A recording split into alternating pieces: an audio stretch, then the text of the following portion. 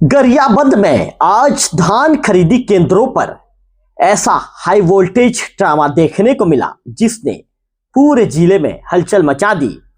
90 केंद्रों में अस्थायी तौर पर रखे गए नए ऑपरेटरों में उस वक्त हड़कंप मच गया जब 10 दिनों की नौकरी के बाद उन्हें अचानक कार्य मुक्त कर दिया गया।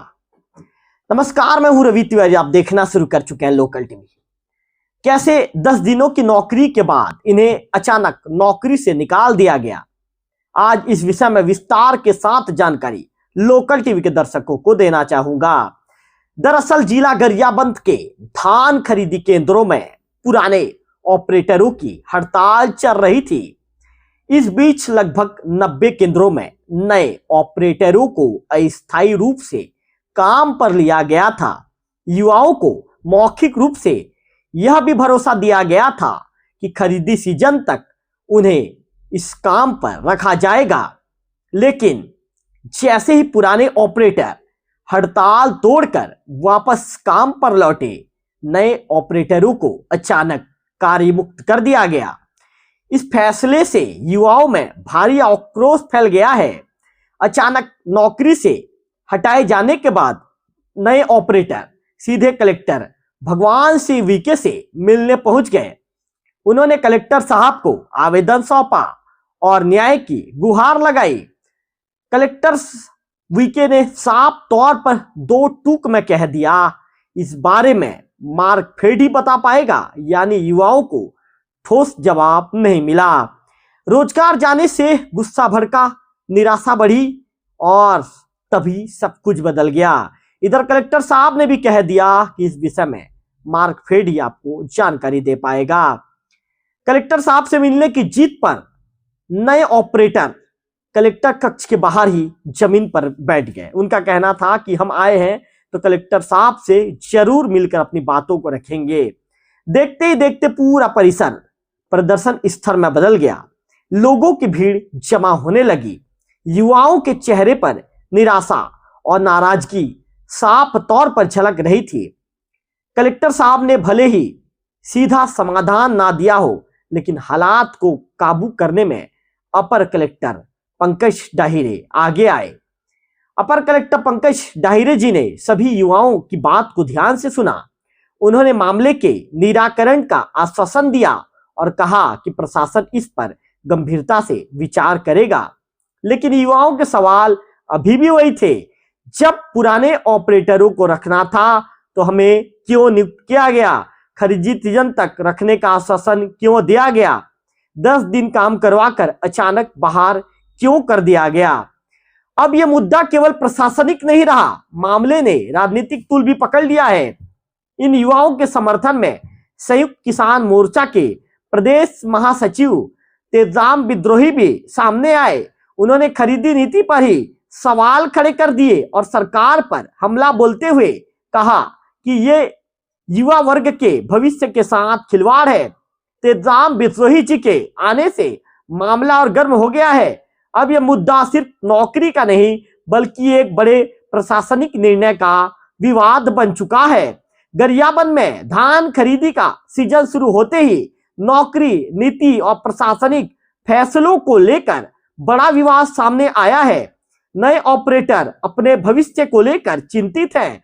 पुराने ऑपरेटर वापस आ चुके हैं और प्रशासन अब भी किसी ठोस समाधान की प्रतीक्षा में है। क्या इन युवाओं को फिर से मौका मिलेगा? क्या मार्कफेड कोई फैसला लेगा या यह विवाद और गहराएगा? इन सवालों के जवाब आने वाले दिन में सामने आएंगे। यह था गरियाबंद से बड़ा अपडेट। अगर आप चाहते हैं कि इस मुद्दे पर और भी एक्सक्लूसिव रिपोर्ट तैयार किया जाए तो चैनल को लाइक करें, शेयर करें और सब्सक्राइब करना ना भूलें। अगले वीडियो में फिर होगी आपसे मुलाकात, तब तक बने रहिए लोकल टीवी छत्तीसगढ़ के साथ। मामला ऐसा है भैया कि हम लोग को अभी धान खरीदी करने के लिए 2025-26 में धान खरीदी करने के लिए पुराने समिति के कर्मचारी ऑपरेटर लोग हड़ताल पे थे, तो उनके जगह में हम लोग को सुचारू रूप से खरीदी करने के लिए हम लोग को नियुक्त किया था। और जब पुराने ऑपरेटर लोग वापस आ गए तो हम लोग को अब बोल रहे हैं कि आप लोग की ज़रूरत नहीं है, आप लोग चले जाओ। तो अब ऐसा है कि गुमराह करने जैसा बात हो गया कि हम लोग का भविष्य के साथ खिलवाड़ हुआ है। तो उसी के लिए हम लोग अब मार्गदर्शन लेने के लिए आए थे कलेक्टर सर से कि क्या किया जाए, हम लोग के साथ क्या करना है, आगे काम करना है कि नहीं करना है। बस ऐसा ही है और कुछ नहीं है। क्या आश्वासन दिया? कोई ठोस आश्वासन नहीं दिए हैं। बोले हैं कि मैं अपना हाथ खींच ले कलेक्टर सर। वो बोले कि मैं इसमें कुछ नहीं, मेरे पास जानकारी नहीं है। डीएमओ सर डीएमओ जानेंगे और विपणन जानेगा, ये सब करके बोले, और प्लेसमेंट एजेंसी जानेगा बोले हैं। आगे क्या है? अब आगे क्या है, हम लोग ऐसे भी बेरोजगार थे, ठगी का शिकार हुए हैं, और किसी को सब निम्न वर्ग से आए हैं, सब किसान पुत्र हैं। तो किसी के पास ऐसा नहीं है कि समय भी नहीं और पैसा भी नहीं है। जो 8-15 दिन पैसा जो खर्च हुआ है उसी के लिए मांग कर रहे हैं, अंतिम में कुछ नहीं वो दे दो। तो अब कोई धरना करने प्रदर्शन करने वाला ऐसा कोई बात ही नहीं है, क्योंकि पुराने ऑपरेटर लोग किए, भैया लोग किए, उनका मांग पूरा नहीं, तो हम लोग का कहाँ होगा। तो हम लोग को कोई विश्वास नहीं है कि ऐसा कुछ हम लोग का करने से कुछ होगा। क्या नाम है आपका? मेरा नाम शुभम कुमार है। मैं तो सर हम लोग को 90 उपार्जन है, तो 90 लोगों को रखा गया था डाटा एंट्री ऑपरेटर के लिए। तो जो पुराने ऑपरेटर थे उनको क्या बोलते हैं, उनका जो आवेदन था मतलब रखने का, उसको क्या बोलते हैं वो कर दिए हैं, मतलब आदेश दे दिए हैं कि आप यहाँ काम करो अपने जो भी उपार्जन केंद्र है करके। और हम लोग को मतलब जो हम लोग का जो वो था उसको मतलब निरस्त कर दिया गया। अब देखते हैं शासन अगर हम लोग को बोलेगी काम करने के लिए आगे तो करेंगे सर। क्या बोल के रखा गया था आपको? मतलब 1 साल के लिए रखा गया था हम लोग को कि 1 साल के लिए आप लोग यहाँ करोगे करके। नहीं, लिखित के आदेश तो मतलब नहीं दिए थे, बट कलेक्टर से मतलब वो किए थे हम लोग को। हाँ, 2 दिन का प्रशिक्षण दिए थे हम लोग को, मतलब उसमें बताए थे। अच्छा, मैं भुवनेश्वरी निर्मलकर। ये जो है धान खरीदी केंद्र के लिए इनको मार्कफेड के द्वारा रखा गया था, और शासन के द्वारा मार्कफेड के साथ एग्रीमेंट की गई थी। अब ऊपर स्तर से शासन से ही मार्कफेड ने जो एग्रीमेंट जिन सर्विस प्रोवाइडर से किया था उस एग्रीमेंट को रद्द करने के कारण इस टाइप की स्थिति निर्मित हुई है कि इनको आज के डेट में हम उनके जो कार्य दिया गया था उससे पृथक किया जा रहा है। सर, इसमें कई लोग हैं जो 2 साल 3 साल 5 साल से नौकरी कर रहे हैं, वो नौकरी छोड़ के यहाँ पर आए हैं। अभी की स्थिति में क्या करेंगे फिर? ये तो बेरोजगार हो गए। इनके जो दिया गया था उसमें ऐसा कोई प्रावधान नहीं था कि आप नौकरी छोड़ के आए, सिर्फ इसमें टेम्पररी लिखा गया था। उसके आधार पे इनको करना चाहिए। कोई तो अपना स्वयं का सोच के ही आएगा, नौकरी छोड़ के कोई नहीं आ सकता। 6 महीने रखेंगे, आश्वासन भी दिया गया था इनको, आपको मिनिमम 6 महीने, फिर साल। वो जो एग्रीमेंट किया था उसने मार्कफेड ने, उसमें उसी टाइप का था कि 6 महीना तक आपको रखा जाएगा। तब आगे क्या होगा सर? अब एग्रीमेंट के अनुसार जो है शासन और मार्कफेड है वो निर्णय लेगी। सर, इनके भविष्य के साथ खिलवाड़ नहीं है? उसको तो मार्कफेड बताएगी जिसने एग्रीमेंट किया था। 100 में से 50% तो जॉब में ही थे। तो लोग विश्वास करके आए हुए थे यहाँ पे।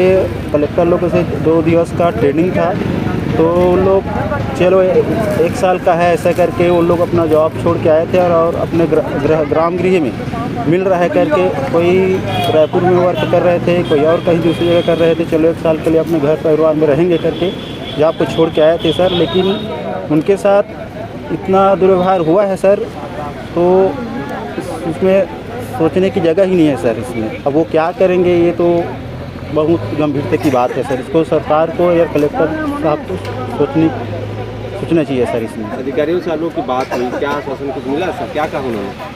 वो लोग बोले हैं सर कि ये मार्केट के ऊपर डाल दिए हैं सर इसको अभी जी अभी।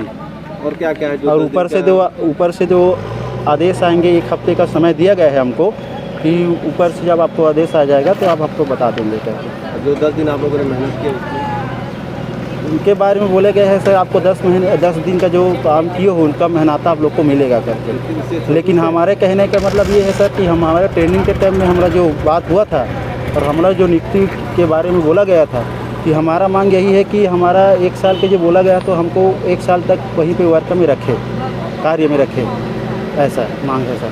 क्या नाम है? गोपी वर्मा।